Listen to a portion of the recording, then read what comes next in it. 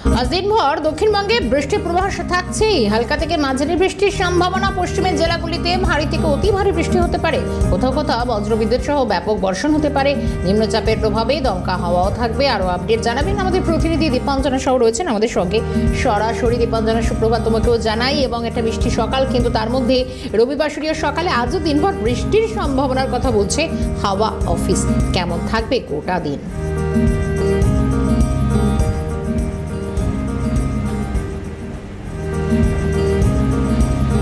একেবারে দেখো শর্মিষ্ঠা, রবিবার সকালে ইতিমধ্যে আলিপুর অফিস জানিয়ে দিয়েছে যে দক্ষিণবঙ্গের বিভিন্ন জায়গায় ভারী থেকে অতি ভারী বৃষ্টির সম্ভাবনা রয়েছে। এবং তার পাশাপাশি আজকের সারাটা দিন বাঁকুড়ার বিভিন্ন জায়গাগুলিতে একেবারে মেঘলা আকাশ থাকবে।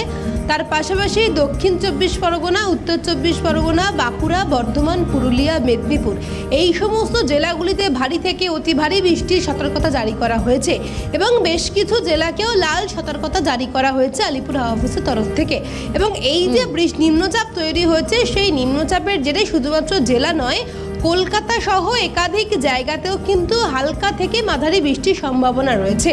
তার মধ্যে কলকাতা আছে, হুগলি আছে, দক্ষিণ 24 পরগনা আছে। এই সমস্ত জেলাগুলিতে ভারী থেকে অতি ভারী বৃষ্টির সম্ভাবনা রয়েছে। আর এই যে নিম্নচাপ, সেই নিম্নচাপের জেরে আকাশ মেঘলা থাকবে। সকাল থেকেই কলকাতার বিভিন্ন জায়গায় আকাশ মেঘলা থাকছে এবং মেঘলা আকাশের পাশাপাশি হালকা থেকে মাঝারি বৃষ্টিপাতের সম্ভাবনা রয়েছে।